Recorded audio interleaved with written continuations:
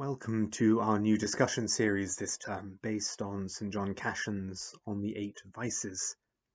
Our title, How to Be a Sinner, comes from a recent book by the theologian Peter Butenov. Now, I'm sure that you're not here because you want to learn the basics of committing sins. Rather, we're going to be talking about what sin means and what it is to say, I am a sinner. It is easy to go wrong when we talk about sin. We might think the church talks too much about sin, and in wider society, I think we've lost a sense of what sin is. We automatically assume sin just means sex. Some of us might feel that we're basically good people, and that sin isn't really something that affects us. On the other hand, we might feel that the language of sin only makes us feel worse about ourselves. I hope this series will be one of self-discovery. As we think about sin, we're not wallowing in our own unworthiness, but coming to understand ourselves better. Our discussion of sin, and specifically of the 8 vices that St. John Cassian describes, our discussion must start with the basic premise that we are created and loved by God, loved more deeply than we can know. That is the most fundamental truth about ourselves that there is about us as human beings. Some of the things we talk about might make us uncomfortable. I can say, as a Christian who makes my confession and as a priest who hears confessions, we all have our besetting sins that we're particularly tempted to, and week by week you may find that different things resonate. We might come to see things about ourselves that we didn't know. But this self-reflection, if we remember God's infinite love and mercy, can help us discover true freedom and grace. In 5th week of this term, Ash Wednesday will mark the start of Lent, that season of self-denial, of facing up to the reality of who we are.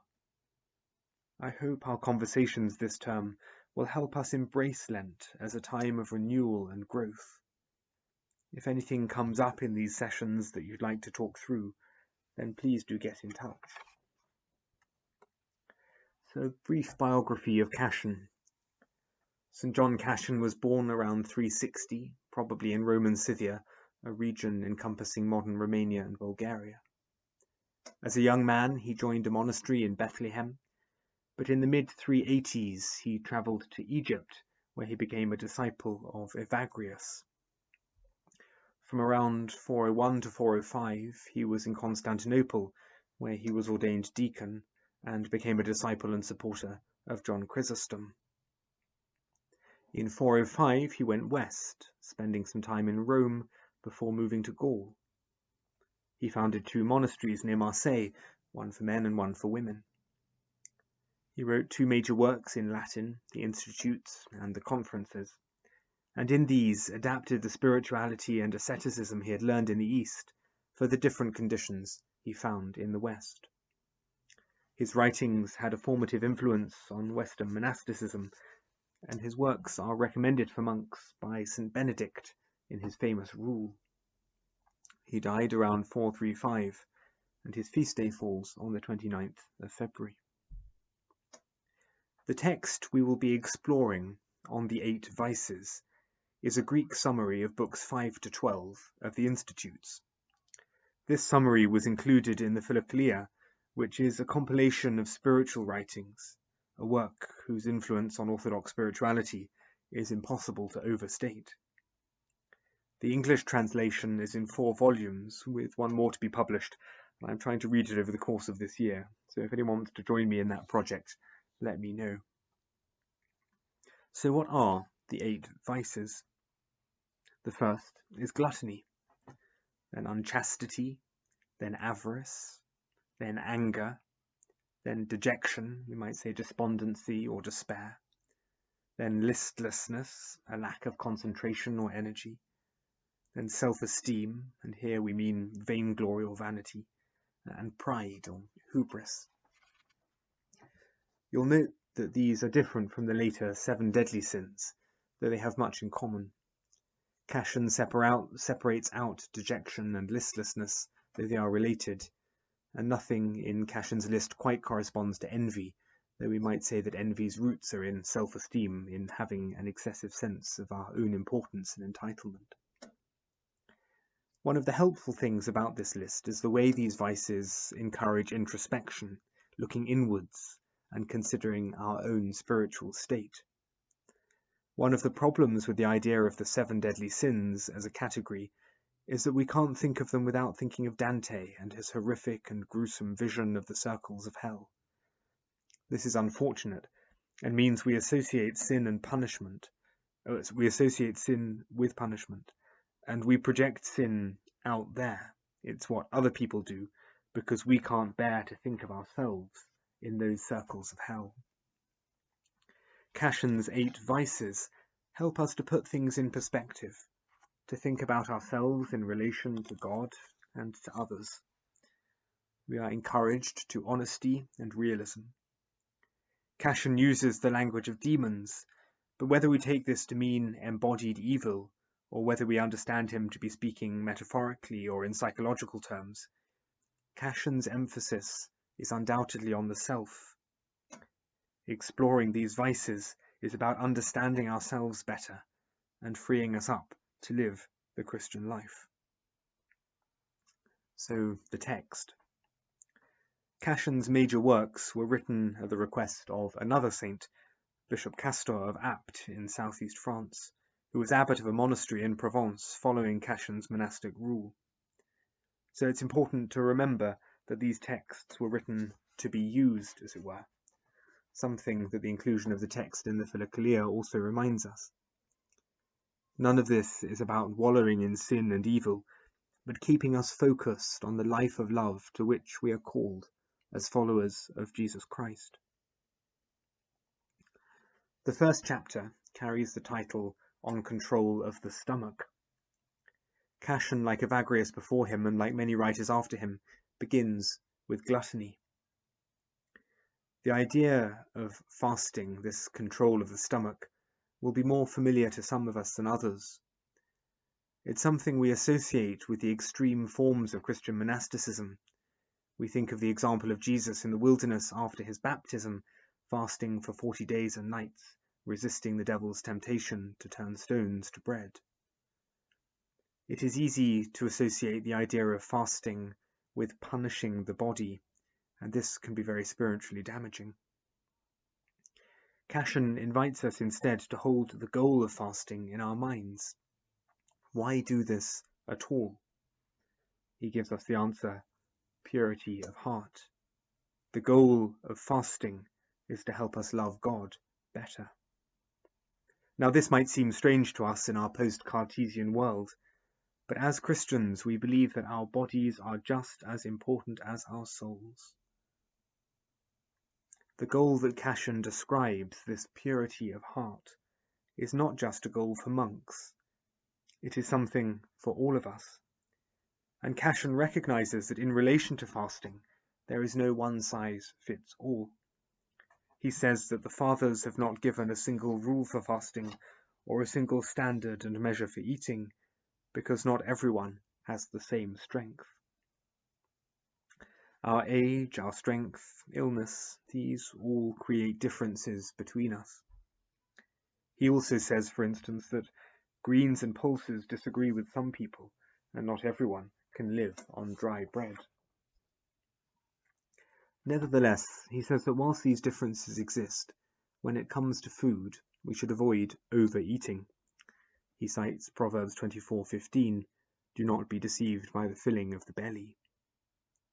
The reason for this is to free us from what he calls the impulses of desire. He writes, "Food is to be taken insofar as it supports our life, but not to the extent of enslaving us to the impulses of desire. To eat moderately and reasonably is to keep the body in health, not to deprive it of holiness." Moderation helps to free us from those things that weigh us down, that pull our attention away from God. There is nothing inherently wrong with food, with our bodily needs. Cassian recognizes that. He quotes St. Paul in Romans 13, "Make no provision to fulfill the desires of the flesh," and says that Paul is not forbidding us to provide for the needs of life, but rather he is warning us against self-indulgence. Similarly, he says that bodily illness is not an obstacle to purity of heart, provided we give the body what its illness requires, and not what gratifies our desire for pleasure. There is something very humane about Cassian's advice, and something we can all hold on to in our daily lives. Cassian isn't telling us that we need to give up everything and live on one bowl of watery soup a day. We are to work towards moderation in order to resist being distracted from God and enslaved to our own desires. Cassian notes that abstinence from food doesn't in itself contribute to perfect purity of soul. Other virtues need to be active as well. He says, for instance, that we only avoid avarice by not wanting to have money, rather than simply by not having money. Purity of heart cannot be achieved simply by the lack of food. Someone who is starving but thinking constantly of eating would not achieve control of the stomach in Cassian's schema. For Cassian, moderation is better than excess, even in our ascetic labours. It is only moderation that can liberate us. He is critical, for instance, of overzealous fasting. He offers some practical wisdom and says that shorter fasts are better than long fasts, because those whose fasts are too long often eat too much when they break their fasts. The result of this is that at times the body is enervated and sluggish, and at other times the body is weighed down by food, making the soul listless and slack. And for Cassian, fasting is not just about what we eat. If I resolved this evening to only eat carrots for the rest of my life, I could still fall victim to the sin of gluttony. He says that it is not just too much wine that besots the mind, but even too much water makes it drowsy and stupefied. Alluding to a passage in Ezekiel, he carries on, "The Sodomites were not destroyed because of too much wine or too much of other foods, but because of too much bread." We must avoid extremes. So how do we achieve this kind of moderation in our daily lives? To some extent, the answer Cassian gives is straightforward. He says that we should stop eating while we are still hungry and not continue eating until we are completely satisfied.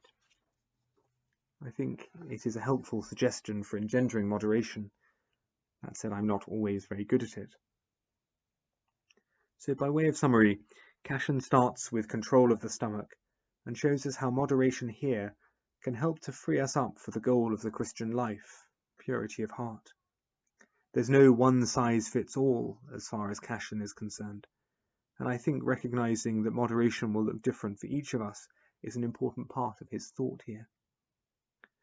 Cassian concludes his section on fasting by saying that we can also engage in this initial struggle by prayer and spiritual reading, and by concentrating our hearts on the longing for the kingdom of heaven. This conclusion is a reminder to us that as Christians, we are moving towards something, that our hope is in the future reality of the kingdom of God.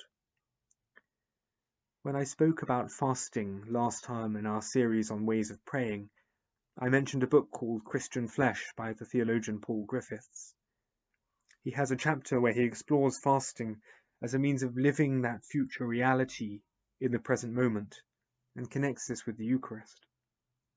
I won't go into it again tonight unless we want to talk about it later, but I want us to hold on to the idea that in all our talking about sin, we're keeping our eyes fixed on heaven.